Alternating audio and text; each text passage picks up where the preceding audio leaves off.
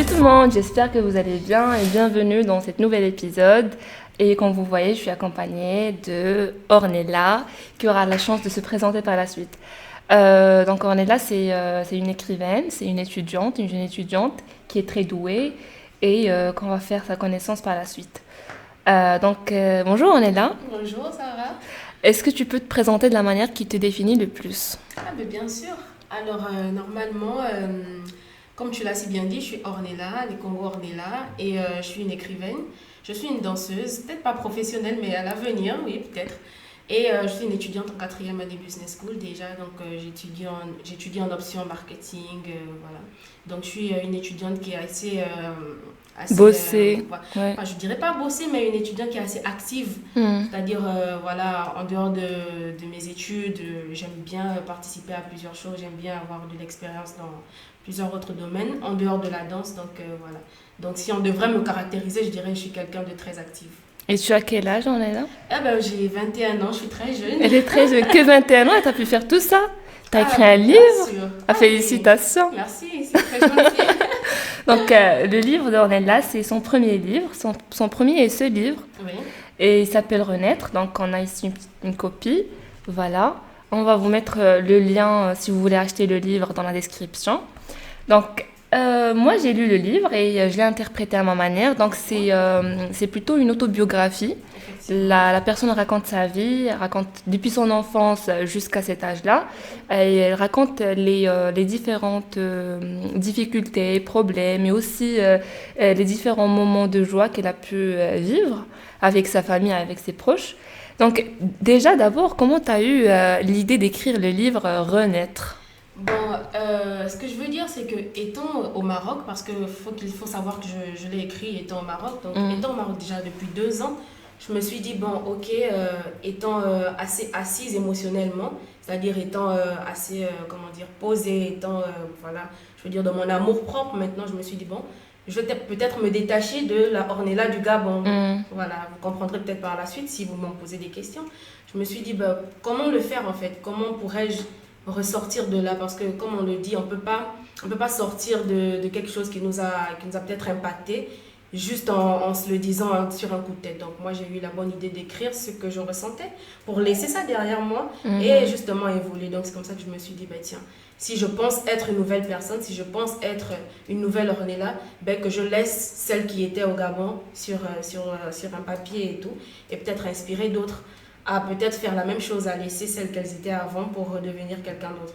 Et c'est comme ça que je me suis dit, bah, tiens, je prends mon PC et je me lance. Et en fait, comment tu as eu le courage de dévoiler ta vie privée? Parce que souvent, il y a des auteurs qui préfèrent écrire de façon théorique, de façon un peu à donner des conseils, et en allant de la théorie. Mais toi, tu avais préféré d'écrire une autobiographie. Donc, Ouais. à ce stade, tu es en train de dévoiler ta vie privée, donc Ouais, ton exactement. enfance, ton adolescence, et c'est Exact. pas donné à tout le monde. On peut pas avoir ce courage-là.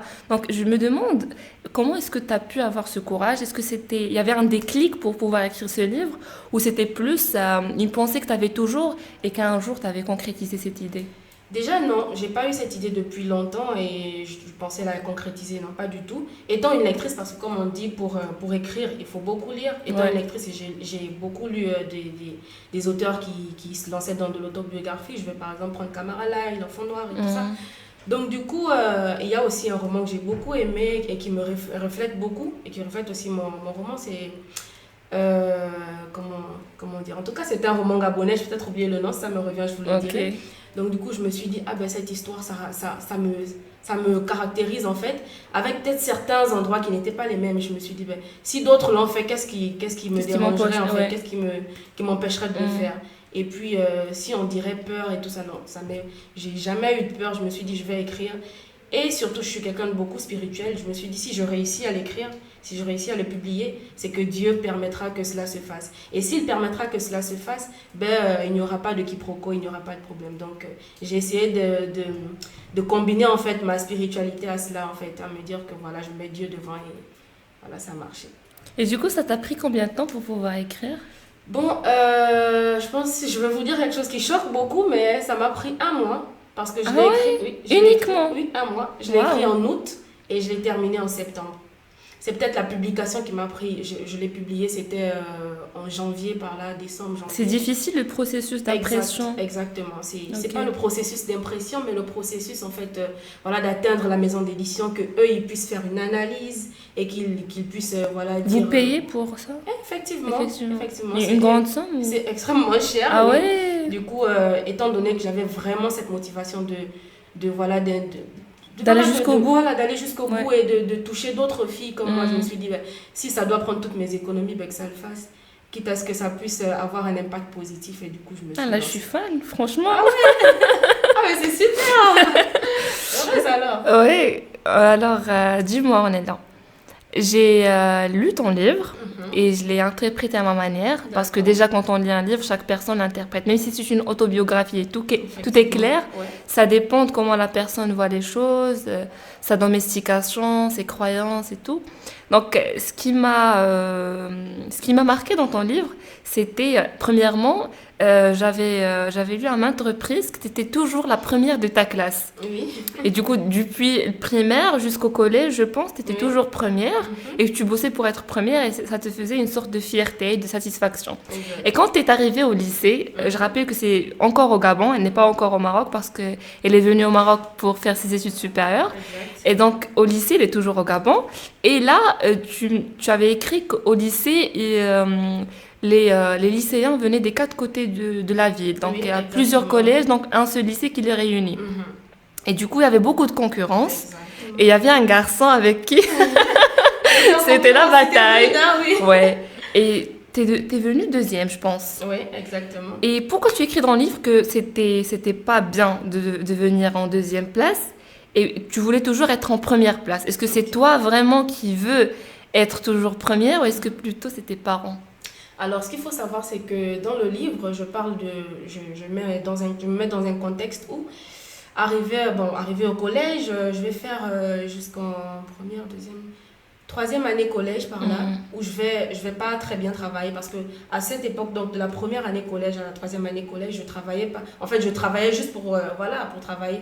À cette époque, j'étais pas première, donc là, c'était rien du tout. Mais arrivé à la troisième année collège, j'ai eu je ne peux pas dire un problème, un déclic où j'ai dû reprendre la classe parce que je n'avais pas très bien travaillé. Okay. Donc j'ai dû reprendre la classe et mon papa, il était très furieux parce que mon papa, c'est réussite ou rien. Il était très furieux et tout ça. Du coup, il fallait absolument que je reprenne la classe. Et ça m'avait... Et vraiment, j'étais dans un environnement où tout le monde devait bosser et tout ça. Et j'étais la seule qui n'avait pas assez bien travaillé. Et c'était rude, c'était difficile à supporter émotionnellement parce que papa était fâché et tout ça. Donc je me suis dit, je ne vais plus jamais subir ce traumatisme-là que quelqu'un soit en colère contre moi, voilà. Et donc, du coup, quand j'ai repris la troisième année collège, c'est à ce moment-là que j'ai eu un autre déclic me disant que plus jamais je ne subirai ce coup émotionnel, en fait. Exactement. Donc, du coup, c'est à partir de là que je me suis dit, je me suis lancé un défi, que je serais première de ma classe jusqu'à ce que je termine le lycée, en fait. Du collège au lycée, et ça s'est concrétisé, donc, de ma troisième année collège que j'ai repris jusqu'à, je veux dire, l'avant-dernière année lycée. Et c'est à ce moment-là que j'ai rencontré ce garçon qui est venu et qui m'a carrément déclassée. Ouais. J'étais deuxième, il était premier. C'était lourd à supporter. Ah ouais, tellement. Ah oui, parce qu'en fait, je m'étais créé quand même, après toutes ces années, je m'étais créée. C'était la première fois. Je me suis dit, ok, plus personne ne pourra me déclasser. Du coup, quelqu'un vient, il me met un coup comme ça, et un homme. Mais en fait, venir en deuxième place, c'est pas franchement très lourd. Genre, c'est déjà bien, c'est déjà, on est fiers. Mais est-ce que, à ce moment-là, t'avais une charge émotionnelle, soi-disant négative, est-ce que ton père va te dire pourquoi est-ce que tu viens pas première ou est-ce que c'est ton propre sentiment? Parce que je pense que c'est ton papa plutôt qui a fait naître cette émotion en toi. Exactement, tu viens de mettre là l'accent sur un point très important, c'est que c'était pas évidemment, moi j'avais déjà habitué mon entourage à ce que je sois la première. Ouais. Du coup, lorsqu'on voit mon bulletin et tout, lorsque mes parents prennent mon bulletin, ils savent qu'ils vont voir à l'intérieur la première. Donc du coup, moi, en étant deuxième, parce que voilà, on vous dit d'abord vous êtes à quel rang vous occupez avant que les parents ne prennent les bulletins.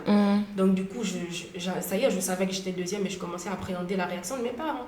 Ouais. Pas de ma maman, mais de mon papa, parce que ma maman, c'est tout. Il a des attentes envers toi. Donc du coup, lui, ça y est, il disait déjà à tout le monde qu'elle c'est première ou rien. Et c'était quoi sa réaction? Ah ben, il était content, mais pas autant que quand j'étais première. Et comment t'as pris ça? Mal, hein, T'étais très mal, déçue? oui, j'étais déçue. Ah J'étais bon? déçue de moi, surtout lui, il était plutôt fier, mais moi j'étais déçue de moi. Et du coup, c'est à ce moment-là que je me suis dit, ah ben, c'est pas possible.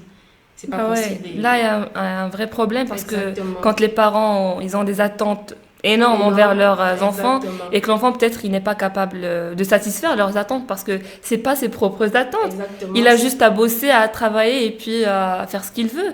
Mais quand exactement. les parents font une sorte de pression, que ce soit dans les études, que ce soit faire visite à la famille, que ce soit peut-être être bien habillé, bien coiffé, bah souvent les parents ils ont tendance à nous voir en fait dans une image parfaite. Et quand ils n'arrivent pas à faire quelque chose eux-mêmes, ils projettent ce qu'ils n'ont Ce pas qui, fait. voilà, chez Ouais, exactement, exactement sur aussi. leur enfant. Ouais. Et ça, je pense que ça détruit un peu la personnalité de l'enfant parce Malheureusement. les parents ne laissent pas à l'enfant cette opportunité de se créer, de forger sa personnalité depuis le jeune âge. Exactement. Et du coup, je pense que si vous êtes des parents et vous nous écoutez, s'il vous plaît, ne faites pas ça. Ah oui, surtout Il faut pas. conseiller, il faut diriger, il faut aller jusqu'au bout avec vos enfants, mais surtout leur laisser la chance. Libre arbitre, en Ouais, fait. Les ouais, encadrer dans leur démarche exactement, et voilà, ouais. pousser les Mais enfants. surtout laisser-les forger leur personnalité seuls, ouais, Voilà. Mais ouais. dans cette question, moi, je ne jetterai pas voilà, le tort carrément à mon papa. C'est parce que moi aussi, j'ai habitué en fait mes parents à ce stade, à ce rythme en fait. J'ai habitué mes parents à ce rang et tout. Et du coup, même si comment dire, leur réaction elle était bonne, moi, dans mon subconscient, je vais me dire, ben, Hmm. ça y est, ils n'ont pas bien réagi. Je les ai déçus. Voilà, je vais me créer des idées alors que c'était peut-être pas le cas. Donc, c'est aussi un peu à soi-même, en fait, de se limiter, de se dire que voilà, je suis qui je suis, si je suis Ouais. deuxième, je suis J'ai deuxième. des capacités, Voilà. j'ai des limites, je peux Je pas peux être pas, toujours parfaite. exactement. Et c'est le fait de lâcher un peu prise. Exactement. Ouais, Exactement, d'accepter c'est qu'on peut être faible à un moment, fort à un moment, et quand on est faible, il faut savoir lâcher prise exactement. et accepter ses faiblesses. Et c'est justement ce que l'on dit très souvent, c'est, comment dire, de vivre pour soi Ouais. et non pour les autres. Les en autres, fait, exactement, ouais. Donc on avance pour soi et pas pour les autres. Mhm. Et à quel moment ça a changé la situation? Le fait de vouloir satisfaire les attentes des autres. Mhm. Quand est-ce qu'Ornella en fait s'est dit que bah stop là, je vais essayer de chercher un peu à l'intérieur de moi quelles sont mes vraies attentes, quels sont mes propres souhaits et c'est pas les souhaits ou les attentes de la société, de mes parents et que ça à ce moment-là, je vais commencer à agir pour satisfaire ces attentes, mes attentes. Mhm. Lorsque j'étais en année bac, pour passer le baccalauréat et tout ça, donc déjà ce qu'il faut savoir, c'est qu'avec ce garçon, j'ai fini par La par deuxième. atteindre mon objectif. Oui, j'ai été première, ça c'est sûr. Donc c'était... Ah oui, À surligner. ah oui, c'est-à-dire que lorsque moi je veux quelque chose, je l'obtiens. Si je dis je suis première, ah ben je vais me mettre en condition. Et du coup, à la deuxième année lycée, t'es venue première. Oui, oui. Et Il lui, était deuxième. Et du coup, À la il était force. affaibli. Il était affaibli et du coup, c'est... Lui-même, lui aussi, il a ce problème, je Exactement, pense. oui, exact. Et c'est parce que en fait, lui il me mettait en condition de concurrence Mm. que je me suis dit, ah ben toi, tu te prends pour qui? Mm. Ok, ben tu verras que c'est une fille qui va te Allez, go. déclasser, allez. Et du coup, j'ai bossé sévèrement. Donc, le déclic, en fait, il est arrivé lorsque j'ai passé le baccalauréat et tout. C'est surtout à ce moment-là que les gens viennent un peu de partout, les étudiants Ouais. vraiment des quatre coins du pays, pour pouvoir, comment dire, pour pouvoir passer le baccalauréat et tout, les épreuves. Donc, je me suis dit, il y a tant de personnes intelligentes et tout ça. Comment je peux faire? Voilà. Comment est-ce que je peux, par exemple, on est là, on se connaît même pas. Du coup, je me suis dit, bon, lui, il est certainement intelligent, je suis sûre que je pourrais et tout. Je me suis dit, bon, ok, là, on est tellement nombreux, il y a certainement des cerveaux vraiment différents. Je m'en vais, je travaille pour moi. Si je me suis fixé une limite, moi, ma limite était par exemple un 12, ou bien c'était un 13, ou c'était un 14. Je me suis dit, bon, ok, je vais me fixer ça. Si je réussis à l'atteindre, tant mieux. Je ne vais pas me focaliser sur quelqu'un si la personne va me dépasser et tout.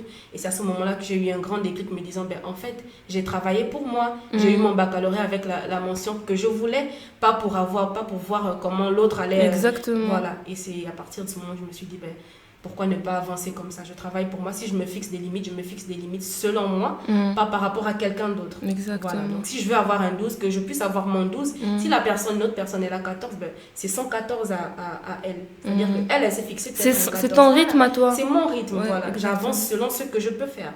Exact. Donc, c'était... Et du coup, s'il y a des étudiants qui nous écoutent aujourd'hui, le fait d'avoir de la concurrence avec les autres, ça peut à limite vous booster à être bien dans vos études. Bien fait et bien fait. Ouais, mais je dirais, est-ce que tu penses que lequel donne plus de résultats? Le fait d'aller à son propre rythme et d'avancer à son propre rythme, ou le fait d'être en concurrence avec les autres et de vouloir toujours se prouver et prouver aux autres que je suis meilleure?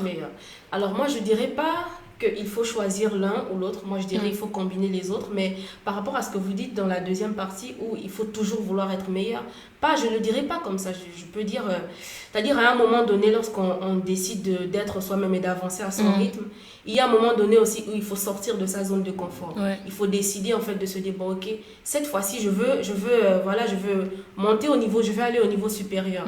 Donc c'est à ce moment-là qu'on va essayer. Là, on est en fait dans un moment où on combine les deux en fait. Ouais. Mais on n'est pas dans un sentiment de concurrence. Mais tu fais pour toi-même. Exactement, c'est toujours pour soi-même. Mais vouloir être meilleur, pas pour les autres, pas pour que quelqu'un puisse nous juger en disant que ah oui, elle a été meilleure. Pour se dire à soi-même, devant un miroir, ah oui, j'ai pu réussir, j'ai pu le faire. Voilà. Donc moi je dirais que c'est une combinaison des autres, mais pour soi, pas pour les autres. Donc, moi je dirais plutôt, c'est à peu près dans le même sens, mais moi ce que j'ai tendance à faire plutôt, c'est avant bien sûr je me comparais aux autres tellement je me comparais aux autres, que ce soit niveau études ou autre chose, et j'avais eu un déclic. Et à partir de ce déclic, je me suis dit que pourquoi est-ce que... En fait, j'ai écouté un podcast et j'ai lu beaucoup de livres à propos de la comparaison, ce qui m'a donné cette conclusion. Et je me suis dit pourquoi est-ce que je ne me compare pas à mon ancienne version.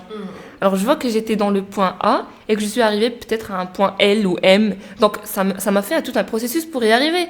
Et donc, quand je recule et je vois mon ancienne version et comment j'étais, et je vois mon progrès dans tout domaine que j'entreprends, je me dis, ah ben tiens, c'est de la concurrence en fait entre ton ancienne version et ta nouvelle version. Et ça te donne une certaine motivation. Moi, personnellement, ça m'aide beaucoup quand je visualise mon processus et je me dis, voilà, je suis forte, je suis confidente, donc je suis arrivée à ce point-là, donc je pourrais éventuellement arriver à plein d'autres choses supérieures. Et c'est ce qui me motive. Et quand je me sens en comparaison avec les autres, franchement, je vous dis pas, ça me motive pas, ça me donne pas du boost ou n'importe quoi. Franchement, ça... Tu vas t'affaiblir. Ouais, je m'affaiblis. Tu vas aller au-delà de ce oui, et pourtant, les autres n'ont pas les mêmes conditions que nous. Exactement. Donc, c'est pas les mêmes circonstances, c'est pas les mêmes conditions. Et aussi, c'est pas le même rythme. Surtout, c'est pas le même rythme. Chacun a son propre rythme qui doit accepter. Exactement. Donc voilà, il faut aller à son propre rythme. Donc voilà. Et quoi d'autre qui m'avait interpellée dans ton livre? Ah ouais, ton arrivée au Maroc. Donc le fameux départ au Maroc, c'était quelque chose de marquant chez Ornella. Donc c'est toute une nouvelle vie, c'est tout un nouvel pays. Et je pense que tu as beaucoup de choses à dire à propos de ça. Je te laisse la parole. Alors, ce qu'il faut savoir, c'est que je suis pas quelqu'un qui aime rester à un seul... sédimentaire. Exactement, je suis pas sédimentaire. Ouais. Je suis carrément quelqu'un de très, de très actif et tout. Donc voilà, le fait de quitter un endroit pour aller à un autre, moi ça me plaît. C'était pas la mer à boire pour toi? C'était pas la mer à boire, mais voilà, je n'ai pas fait tout un plat. Lorsque j'ai quitté, c'est vrai, c'est difficile de quitter ses parents et tout ça. Toute la nostalgie Exactement, du pays. C'était difficile, surtout que je suis quelqu'un de très sensible, vraiment hypersensible, donc c'est difficile. J'ai peut-être pleuré pendant, je sais pas, des mois et des mois. C'est normal. Oui, ça c'est clairement normal. Mais heureusement, lorsque je suis arrivée, déjà, j'ai pas de difficulté à m'intégrer. Donc, comment ça se fait que tu n'as pas eu de difficulté? Je sais pas, parce que je pense que c'est mon caractère. Moi, je sais aborder les gens. T'es ouverte. Exact, je suis très ouverte. Donc, si quelqu'un est sympa avec moi, je vois pas pourquoi je vais jouer... T'attacher. Je vois pas pourquoi je vais jouer la difficile. Moi, je vais directement parler avec la personne. Et ce qui est aussi, je sais pas si c'est bénéfique ou c'est... Voilà, mais moi, je m'attache beaucoup aux gens. C'est-à-dire qu'à peine tu as été gentil avec moi et ça y est, moi, je vais chercher à être proche de toi vraiment au plus haut degré. Et du coup, c'est comme ça qu'à chaque fois, je me créais beaucoup de relations. C'était donc devenu plus facile pour moi de vivre, en fait. C'est-à-dire, je pensais très rarement à mes parents. Ça va paraître très, très grave, mais je pensais très rarement à mes parents. Ne faites pas ça. C'est limite au moment où eux, ils m'appelaient. Après, vraiment mes parents, ils me manquent et tout. À ce moment-là que tu te... Exactement, je me dis, mes parents, ça fait longtemps, ça fait combien de temps et tout. Ah oui. Donc, lorsque j'ai fini de penser à ça, s'il y a un ami qui est venu là dans ma chambre à cet instant, j'ai oublié que je parlais avec mes parents. Ah oui, oui. Tellement. Tellement, en fait, parce que, je sais pas, j'arrive à changer directement de cap sur le coup, en fait. Donc, le fait d'avoir Tu es flexible. Exactement. Ouais. Le fait d'avoir créé autant de relations, et quand je dis autant de relations, vraiment, j'ai créé des relations, moi, je ne m'y attendais pas. Donc, Est-ce que le fait que tu sois active dans les différentes activités de l'université, danser, peut-être chanter, ou... Enfin, est-ce que c'est ces activités qui t'ont aidé à être beaucoup plus intégrée avec les Marocains dans tout le campus? Je dirais pas quelque part oui, je dirais beaucoup oui.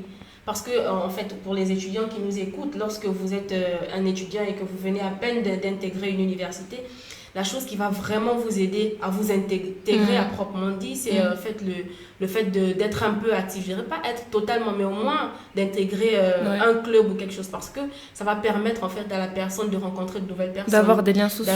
Exactement, de sortir de sa zone de confort, de ne pas être absolument tout le temps comprimé dans la chambre. Parce que c'est pas le contexte du lycée du tout. Exact, c'est vraiment tout différent. Donc là, on est loin de nos parents tous. Donc soit on progresse en se créant de liens avec d'autres personnes, soit on reste renfermé, on ne va jamais évoluer. Et surtout à l'université, c'est impossible. C'est impossible. Ouais. Donc, la majorité des personnes qui sont, je peux dire, un peu comme moi, qui sont vraiment ouvertes, comme ça, je pense que ce sont des personnes qui sont très actives.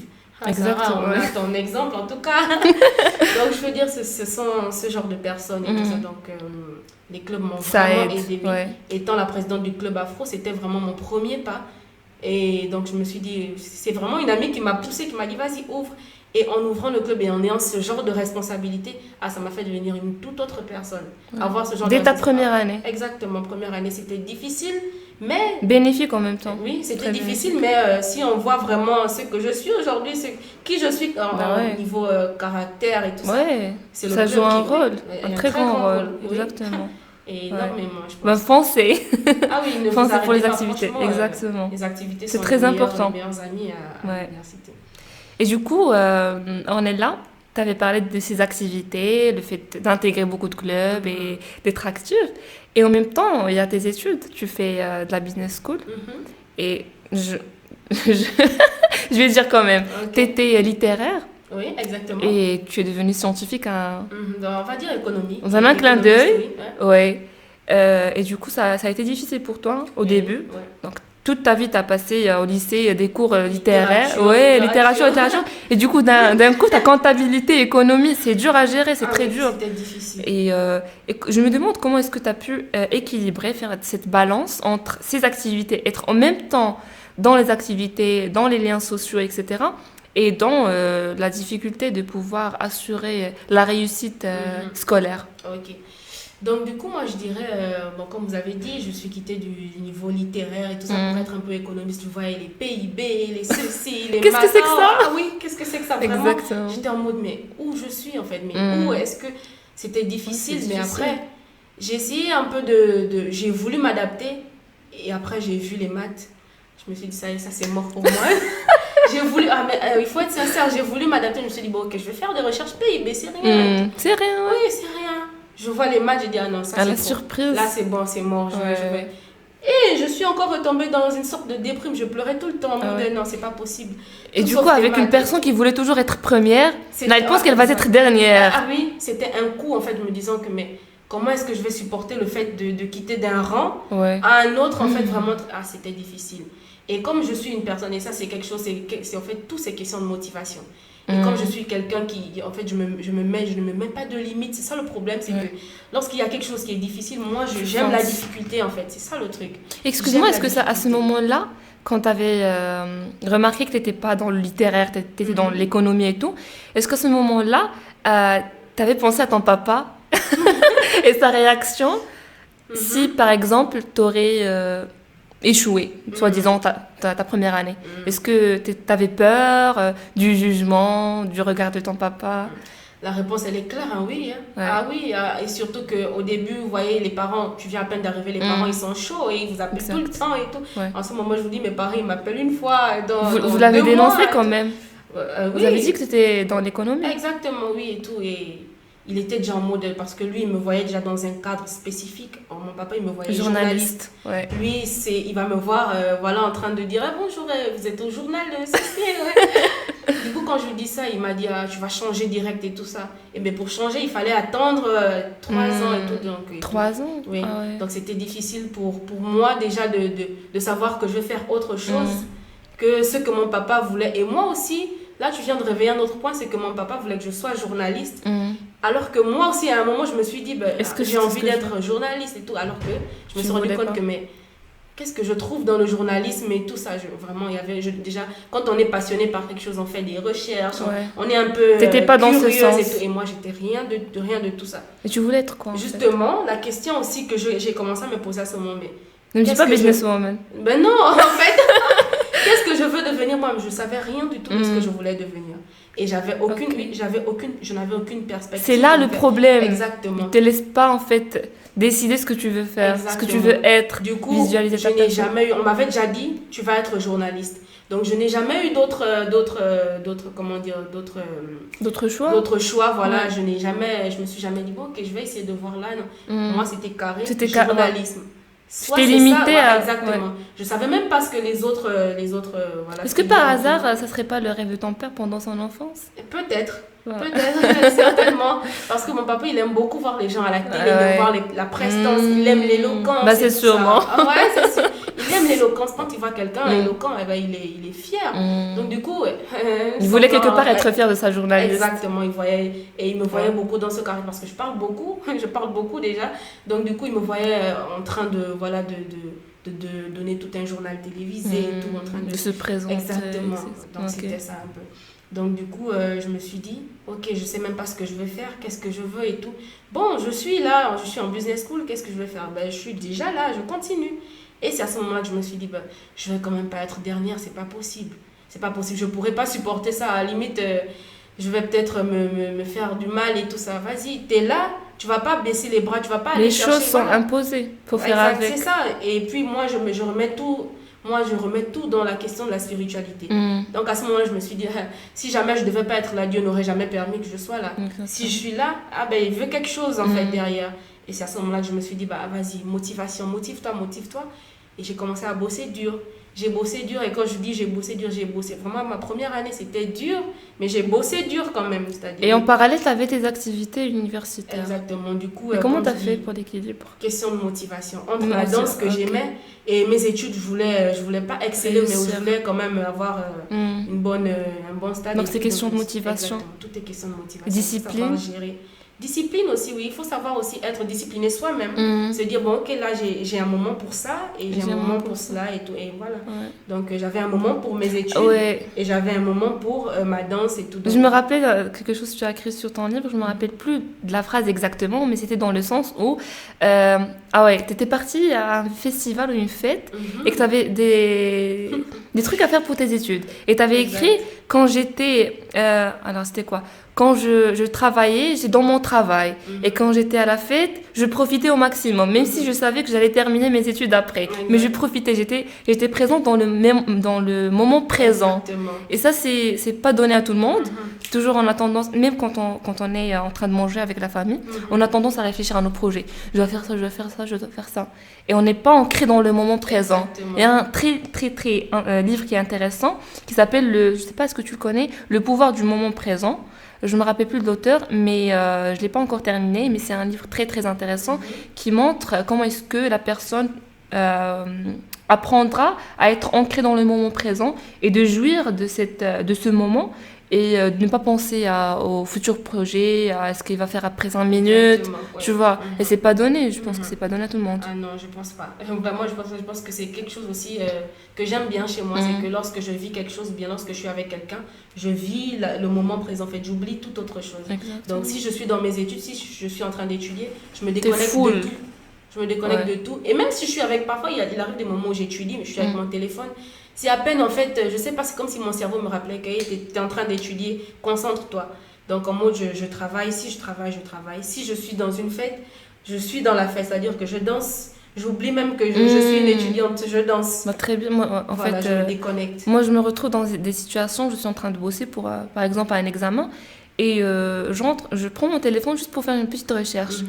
Et là, il y a un message qui vient. Je vais dire juste, je vais lire ce message Mhm. uniquement. Après, je me retrouve sur des trucs.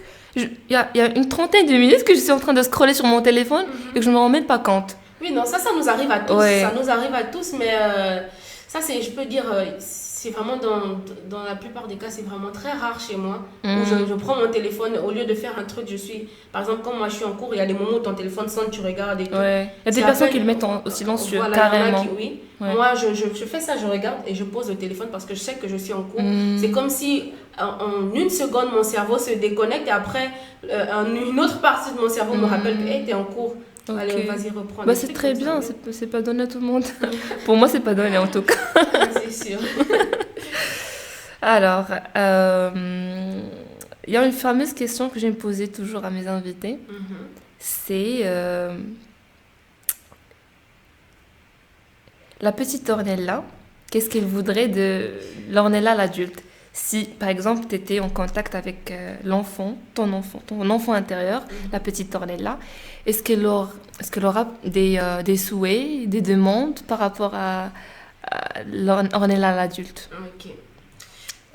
Tu me permets de commencer par l'inverse, c'est-à-dire qu'est-ce que la Ok, grande elle en dirait. tout cas, j'aimerais avoir les Les deux. deux, ok. Ouais. Déjà, la grande, celle que je suis, Mm. ce qu'elle dirait à la petite, à Bibiche, parce qu'on Ça fait m'appelait Bibiche. oui. Ce que je lui dirais, c'est de s'amuser en fait. Parce que moi, je dirais que dans mon enfance, je ne me suis pas amusée. Je l'ai comme remarqué. les- Je me suis pas Je l'ai amusée ma vie. T'as pris la responsabilité dans un âge qui est très jeune. Exactement, parce qu'il faut savoir aussi que j'étais pas avec ma maman. Très jeune, je me suis détachée de ma maman. Ouais. Et du coup, je n'avais pas beaucoup de suivi scolaire. Et il Mhm. fallait déjà être responsable depuis Ouais. le jeune âge, depuis le collège. Mhm. Première année collège, il fallait être responsable de moi-même. Limite, mon papa, il était beaucoup occupé et tout, donc il n'avait pas le temps de venir regarder. Ah, t'as fait tes devoirs et tout. Donc, tu étais responsable de toi-même. Exactement. Et J'ai pris des peut-être d'autres responsabilités personnes? trop jeunes. Tu étais responsable d'autres personnes? Non, non, non, non. Uniquement de toi. Oui, Mais exact, parce que étant j'étais la plus enfant, petite. J'étais la on plus voudrait petite. que nos parents soient avec nous, Oui, responsables de nous, mais ouais. C'était difficile déjà, mon papa il travaillait beaucoup et ma maman elle n'était pas là et tout ça, Ok. donc c'était difficile. Mm. Il fallait que je prenne les rênes moi-même de ma Ouais. propre vie, donc c'était à ce moment.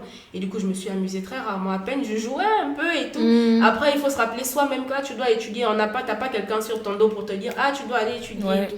Donc je me suis Je vois. vraiment pas amusée, Mm. j'ai à peine quelques souvenirs de quelques jeux que je faisais. Mais limite, si je prends quelqu'un de mon âge, en étant petite, Il n'avait la pas cette personne- voilà, responsabilité. exact. La personne va peut-être venir me relater des jeux vraiment qui étaient vraiment phares chez nous, que moi je connais pas. Parce Ouais. que moi j'étais limite très occupée à devoir savoir ce que je dois faire et ceci. Donc c'est un peu ça. Donc la grande, celle que je suis, dirait à la petite que vas-y amuse-toi. Quitte à ce que tu échoues, c'est pas grave. Au moins tu auras de beaux souvenirs. Ouais. Parce qu'il n'y en a pas. Les Ah souvenirs, je n'en ai pas assez. Donc c'est ça. Et inversement, ce que la petite dirait à la grande, ce serait juste merci. Parce qu'en fait, la grande, elle a su devenir cette personne épanouie que la petite n'a pas pu être. Et elle n'a pas. Ben, la petite n'avait pas à être épanouie à son âge. Ben non, je dirais épanouie pour son âge. Quand on parle d'épanouissement pour son âge, c'est-à-dire de jouer, de profiter de la vie, tout ça. Voilà. Ok, Elle de était faire pas les ça. choses comme elles doivent être. Exact, en fait, Mm. dans le moment présent. Ok. Donc du coup, la petite dirait à la grande merci, c'est parce que en fait, je suis arrivée à un niveau où j'ai comblé en fait ce vide d'enfance que j'ai pas pu avoir, voilà, cette vie que j'ai pas pu avoir, je la comble maintenant, je peux le dire. T'as un côté d'enfance, me Oui, je n'arrive pas à grandir. J'arrive pas à grandir. J'ai l'impression que ça ressort parfois et tout. Et moi, j'aime bien ça chez moi. Ouais. Oui. Donc du coup, la petite, elle dirait vraiment un grand merci parce que Elle sera fière. elle est heureuse. Elle est en joie, elle est tout le temps souriante. Elle a Ouais. des caractéristiques que la petite n'aurait jamais eu. Donc, c'est un grand merci. Elle doit être fière d'elle. Donc, Bibi, je dis merci à Ornella.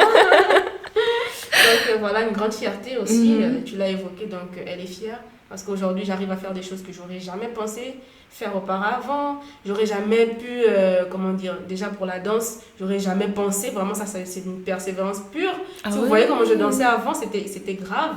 Et le fait que les gens me disaient avant, tu sais pas compliment. danser. Ah ouais? Oui, tu sais pas danser. Oui, complètement. Donc, en fait, il y a quelqu'un qui m'a envoyé un message WhatsApp lorsqu'elle a vu C'est une fille, elle a vu ma vidéo, elle m'a dit, toi, si on voit le mot persévérance, c'est carrément ton visage.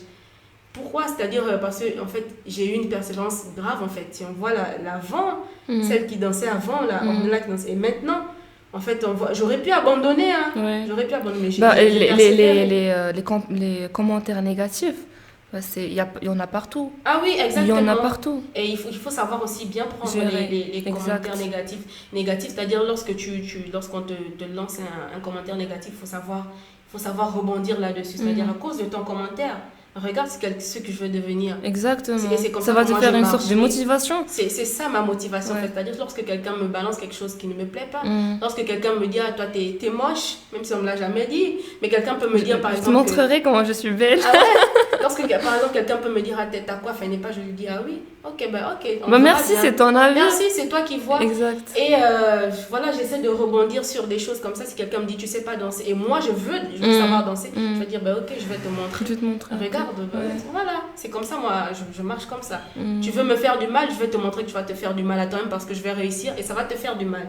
À toi-même parce que tu pensais pouvoir me faire du mal, mais je vais te montrer que, écoute, je suis bien loin de ce que tu penses. Donc, c'est un peu ça. Il y a une phrase sur ton livre, sur la couverture du livre, c'est, je vais la lire quand même, parce que l'épanouissement du vrai moi dépend de la puissance de la foi combinée à la confiance en soi. Ok. C'est quoi? C'est ma phrase en fait. Déjà, je ne l'ai pas vue quelque part. Lorsque j'ai fini d'écrire. C'est la dernière chose à écrire? Oui, c'est la dernière chose. Ah, j'avais cru que c'était la première chose. Non, c'est la dernière. C'est-à-dire, j'ai fini d'écrire. Je me suis rendu compte que dans tout ce que je disais, si tu as bien vraiment lu le livre, tu vas remarquer que je combinais toujours, comme je dis, je combinais toujours la foi. La puissance de la foi. Exactement. Ouais. Il y avait tout un chapitre. Tous mes actes, voilà. Chaque acte que je posais, je combinais cela ma spiritualité, je combinais cela ma foi. Donc, je me suis dit, ok. Donc, là, chaque fois que je réussissais, chaque fois que j'avais un échec et tout, je me disais, bon, vas-y, il faut avoir la foi, il faut savoir croire en la divinité parce que, voilà, moi, je suis quelqu'un de, quelque part, un peu bien spirituel et tout. Je me suis dit, vas-y, si cela s'est permis, chaque fois que j'avais une difficulté, j'avais un échec, je me suis dit, ok, Dieu, il permet des choses parce qu'il veut en fait t'emmener plus haut, parce qu'il veut que tu puisses en tirer de l'expérience et tout. Donc je me suis dit, toute ma vie a été résumée en fait à ma foi en Dieu et à celle que j'ai été sur terre, celle que je suis sur terre. Raison pour laquelle j'ai pu dire que parce que l'épanouissement du vrai moi dans celle que je suis, en fait, elle dépend, en fait... De la foi que tu as. Exactement, de ma foi en fait. Donc ma foi m'a permis en fait d'être... Et comment elle est combinée à la confiance en soi? Comment dire, comment je vais expliquer. C'est-à-dire lorsqu'on pense pouvoir être celle qu'on veut être, lorsqu'on veut atteindre des objectifs et tout ça, pour avoir la confiance en soi, déjà, il faut avoir un mental d'acier. Écoutez bien. Pour avoir la confiance en soi, moi, je pense qu'il faut avoir un mental d'acier parce que la confiance en soi, ça dépend de beaucoup de facteurs. Exactement. Et surtout l'entourage. Pour avoir une confiance en soi, ça c'est selon mon humble avis, pour atteindre une vraie confiance, il faut savoir se détacher des avis des autres. Exactement. Et pour savoir se détacher des avis des autres... Il faut avoir un fort mental. Exactement. Il faut avoir un fort mental et il faut avoir quelqu'un sur qui se reposer. Ouais. Étant donné qu'on veut se détacher de l'entourage, moi je me suis reposée sur Dieu. En fait. Ne serait-ce que Dieu. Exactement. Donc du coup, je me suis détachée de toutes les personnes autour de moi et je me suis reposée carrément sur Dieu.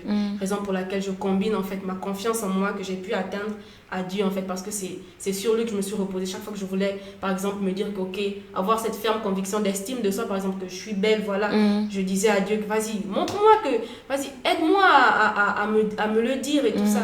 Et parfois il arrivait des moments où un déclic, voilà, je me réveille un bon matin, je me regarde, je me dis, un résultat. Cette fille vraiment, elle est belle, hein, et voilà. Donc voilà pourquoi je combine cela, parce que je me suis beaucoup reposée sur Dieu et ma confiance en moi, vraiment, elle dépendait beaucoup de Dieu et voilà, elle en dépend toujours.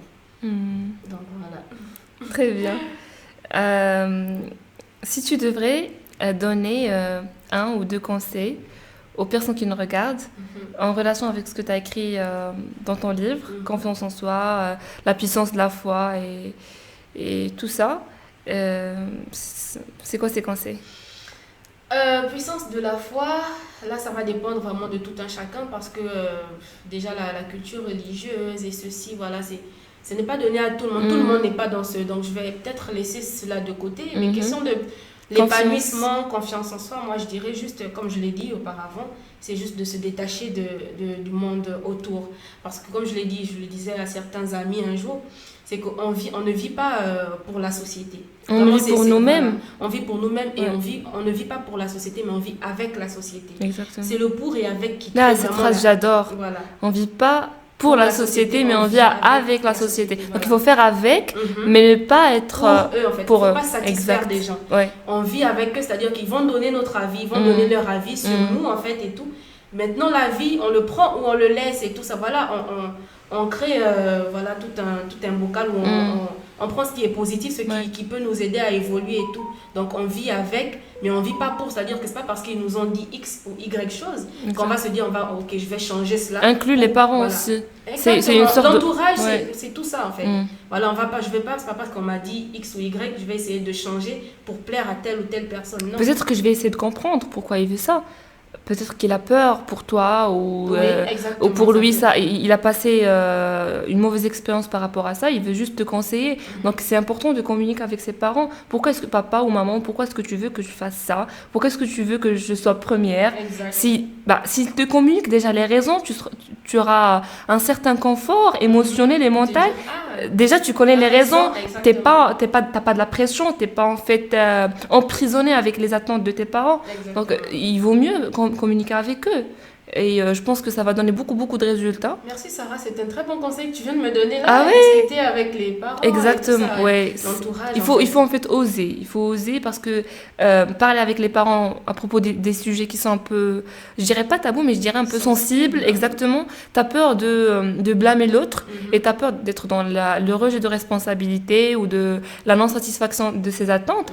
Mais il faut juste savoir faire les choses et pourquoi pas briser en fait ce complexe qu'on a de pouvoir entamer des discussions avec les parents, notamment à propos de leurs attentes, à propos de comment ils veulent nous voir. Peut-être qu'on n'est pas sur la même voie, peut-être que moi je me vois comme ça et mes parents me voient comme ça. Donc on va sûrement trouver un lien en commun et une solution win-win, gagnant-gagnant. Donc je pense qu'il est temps et je pense que notre génération, elle est sur la route de pouvoir briser en fait ce cordon qui était dur parce que les générations précédentes ne pouvaient même pas parler avec leurs parents à propos de ces sujets. Les parents, voilà, ils ont le monopole, c'est une sorte d'autorité. Exactement. Exact. Donc, vraiment, c'est un très bon conseil. Je le prends. D'ailleurs, j'espère que je pourrai le faire. En tout cas, un jour, oui. Il n'est pas trop tard. Ouais, va attendre et tout. Elle a que 21 ans. Je pourrais éventuellement essayer d'aborder. Merci beaucoup. Avec plaisir. Est-ce que du coup, tu comptes écrire un nouveau livre, un deuxième livre? Mais bien sûr, je ne compte pas m'arrêter. Si je n'ai pas réussi, et moi mon but c'est d'impacter en fait. Si je n'ai pas réussi à impacter avec le premier, je vais refaire. Je referai. Si avec le deuxième j'y arrive pas, je referai troisièmement. Maintenant, en fait, moi mon but, en fait, lorsque j'ai écrit ce roman, c'était dans le but en fait de, non seulement de partager mon expérience, mais qu'on en tire quelque chose en fait. Je ne sais pas si vous comprenez que les générations, que ma génération en tire quelque chose de bénéfique. Si la génération elle y arrive, ça va me booster à me dire que ok, je vais encore chercher à écrire un deuxième. Je fais de l'effet. Exactement. Si j'ai réussi à faire de l'effet, dans ce cas je vais écrire un deuxième qui va aller peut-être dans un autre sens pour essayer d'emmener ma génération à aller peut-être dans un meilleur sens en fait. Parce que ce qu'il faut dire aussi, c'est qu'en ce moment, au lieu d'être épanoui comme il le faut, on vire beaucoup en fait. On vire beaucoup. Et là, je prends l'exemple par exemple de mes neveux, de mes nièces, et ça me fait beaucoup mal. On vire beaucoup et quitte à ce que je me déchaîne, moi j'y arriverai. J'arriverai à ce qu'ils suivent la bonne voie. Et ils n'ont qu'à lire ton livre. Ah oui, moi s'ils doivent lire de force, ils liront. Ça c'est sûr. Donc voilà, moi je vais de ce principe-là d'emmener ma génération à suivre une voie qui est décente surtout. Parce qu'on vire beaucoup. Certes, on est intelligent, mais on oublie que nous le sommes et on cherche d'autres voies et tout ça. Du coup, moi, c'est pas question de moi, mais c'est question de la vie future et tout. C'est une bonne motivation. Ah oui, ouais, carrément. Franchement, donc, j'aime bien. J'espère que ça impactera les jeunes. J'espère que j'atteindrai mon objectif. Ouais, un jour. Inch'Allah. Chers auditeurs, on est arrivé à la fin de notre épisode. On est là, je te remercie beaucoup. Merci d'avoir accepté l'invitation. Avec grand plaisir. Et d'avoir échangé autour de plein de sujets très intéressants. Et à une prochaine fois, Inch'Allah, pourquoi pas? Avec plaisir, je reviendrai. Ciao. Ciao, bye bye.